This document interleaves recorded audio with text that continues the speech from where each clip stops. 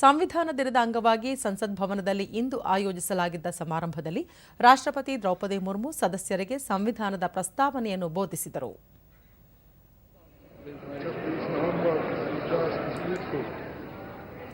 द्वारा इन संविधान को अंगीकृत, अधिनियमित और आत्मार्पित करते हैं.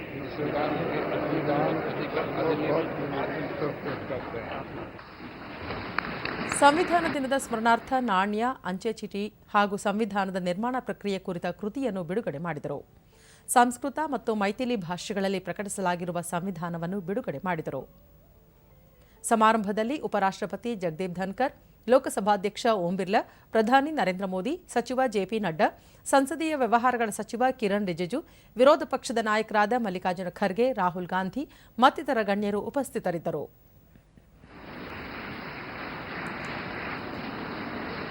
अब संस्कृत में भी उपलब्ध भारत की सभी भाषाओं का सम्मान को समर्पित पुस्तिका का विमोचन करने की कृपा करें. उच्चतम न्यायालय के ಇದೇ ವೇಳೆ ಜಂಟಿ ಸದನವನ್ನು ಉದ್ದೇಶಿಸಿ ಮಾತನಾಡಿದ ರಾಷ್ಟ್ರಪತಿ, ನಮ್ಮ ಸಂವಿಧಾನ ದೇಶದ ಅತಿ ಪವಿತ್ರ ಗ್ರಂಥವಾಗಿದೆ. 75 ವರ್ಷಗಳ ಹಿಂದೆ ಇದೇ ಸದನದಲ್ಲಿ ಸಂವಿಧಾನವನ್ನು ಅಳವಡಿಸಿಕೊಳ್ಳಲಾಗಿತ್ತು.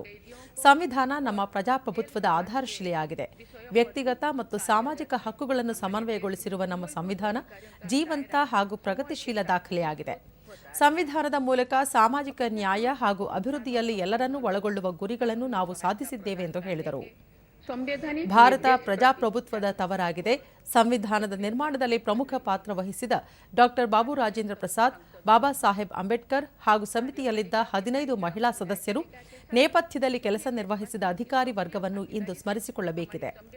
ಬಾಬಾ ಸಾಹೇಬ್ ಅಂಬೇಡ್ಕರ್ ಅವರ ಮಾರ್ಗದರ್ಶನದಲ್ಲಿ ಪ್ರಗತಿಶೀಲ ಮತ್ತು ಎಲ್ಲರನ್ನೂ ಒಳಗೊಳ್ಳುವ ಸಂವಿಧಾನ ರಚನೆಯಾಯಿತು. ಸಂವಿಧಾನ ರಚನಾ ಸಭೆಯು ದೇಶದ ವೈವಿಧ್ಯತೆಗೆ ದನಿಯಾಗಿತ್ತು ಎಂದು ಹೇಳಿದರು. ಕಳೆದ ಕೆಲ ವರ್ಷಗಳಲ್ಲಿ ಸಮಾಜದ ಎಲ್ಲಾ ವರ್ಗಗಳ ಕಲ್ಯಾಣಕ್ಕೆ ಸರ್ಕಾರ ಹಲವಾರು ಕ್ರಮಗಳನ್ನು ಕೈಗೊಂಡಿದೆ. ದುರ್ಬಲ ವರ್ಗದ ಪ್ರಗತಿಗೆ ಶ್ರಮಿಸಿದ ಪರಿಣಾಮವಾಗಿ ಬಡಜನರು ಇಂದು ಸ್ವಂತ ಮನೆಗಳನ್ನು ಪಡೆಯುತ್ತಿದ್ದಾರೆ. ವಿದ್ಯುತ್, ನೀರು, ಸಂಪರ್ಕದ ಸೌಲಭ್ಯಗಳು ದೊರೆಯುತ್ತಿವೆ. ವಿಶ್ವ ದರ್ಜೆಯ ಮೂಲಸೌಕರ್ಯಗಳು ನಿರ್ಮಾಣಗೊಳ್ಳುತ್ತಿವೆ. ಹೊಸ ಅವಕಾಶಗಳು ಸೃಷ್ಟಿಯಾಗಿವೆ ಎಂದು ತಿಳಿಸಿದರು. ಸಂವಿಧಾನದ ಆಶಯಗಳನ್ನು ಅಳವಡಿಸಿಕೊಳ್ಳುವ ಮೂಲಕ ಸಮರ್ಪಣಾ ಭಾವದೊಂದಿಗೆ 2047ರ ವಿಕಸಿತ ಭಾರತದ ಗುರಿಯನ್ನು ತಲುಪಬೇಕಾಗಿದೆ ಎಂದು ಅವರು ಕರೆ ನೀಡಿದರು. बदलते समय की मांग के अनुसार नए विचारों को अपनाने की व्यवस्था हमारे दूरदर्शी संविधान निर्माताओं ने बनाए थे. हमने संविधान के माध्यम से सामाजिक न्याय और समावेशी विकास के अनेक बड़े लक्ष्यों को प्राप्त किया है. नई सोच के साथ हम भारत को विश्व समुदाय में नई पहचान दिला रहे हैं. हमारे संविधान निर्माताओं ने भारत को अंतर्राष्ट्रीय शांति और सुरक्षा को मजबूत बनाने में महत्वपूर्ण भूमिका निभाने का निर्देश दिया है.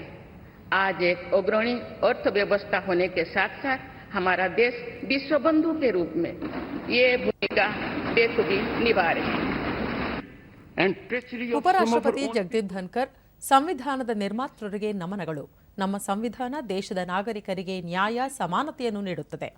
ಮೂಲಭೂತ ಹಕ್ಕುಗಳು ಮತ್ತು ಕರ್ತವ್ಯಗಳನ್ನು ತಿಳಿಸಿದೆ. ದೇಶಕ್ಕಾಗಿ ನಾವೆಲ್ಲರೂ ಒಗ್ಗೂಡಿ ನಮ್ಮ ಕರ್ತವ್ಯಗಳನ್ನು ನಿಭಾಯಿಸಬೇಕು. ವಿಕಸಿತ ಭಾರತಕ್ಕಾಗಿ ಸಂವಿಧಾನದ ಆಶಯಗಳನ್ನು ಅಳವಡಿಸಿಕೊಂಡು ಮುನ್ನಡೆಯಬೇಕೆಂದು ಹೇಳಿದರು. We are going to have many political parties with diverse and opposing political creeds.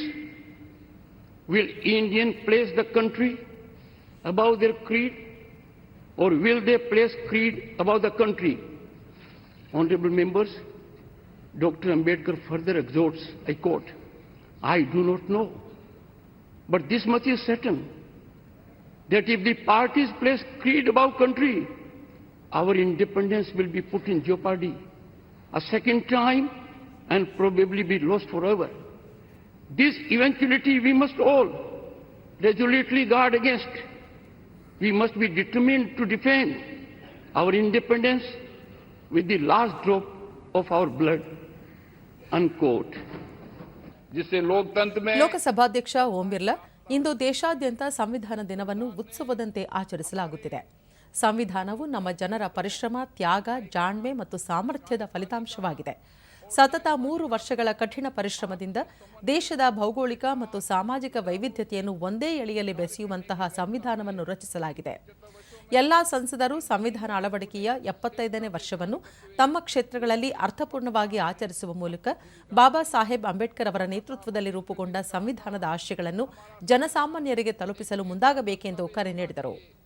न केवल हमारे देश की स्वतंत्रता और समानता की रक्षा करे, बल्कि हमारे देश के लोगों को एक साथ लाने में भी मदद करे.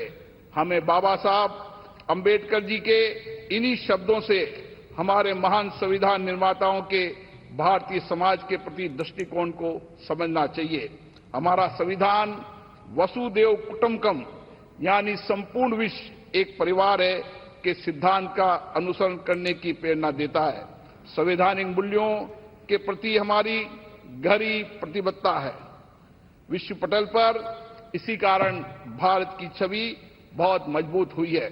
मैं सभी माननीय सांसदों से आग्रह करूंगा कि वह अपने अपने क्षेत्रों में संविधान के अंगीकार होने के 75 वर्ष को जनता की सहभागिता के साथ एक उत्सव के रूप में मनाए, जिससे राष्ट्र प्रथम की भावना और अधिक सुदृढ़ हो. जय हिंद.